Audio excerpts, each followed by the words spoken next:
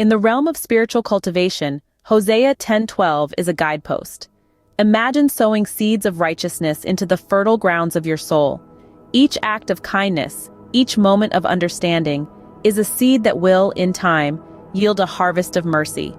Think about the fallow ground. It's untouched, unbroken, waiting for the diligent hand to till and prepare it. This is the call to break up complacency, to disrupt the status quo. The time is now to seek the Lord, to tune into the divine frequency that resonates throughout existence. It's a search, a journey, a pilgrimage within the inner landscapes of your spirit. And what happens when you seek earnestly? He comes, and like a refreshing rain, he pours righteousness upon you.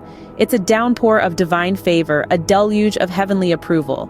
So, plant your seeds of righteousness, tend to your spiritual garden, and anticipate the rain. Hosea 10:12, a blueprint for spiritual growth and divine favor.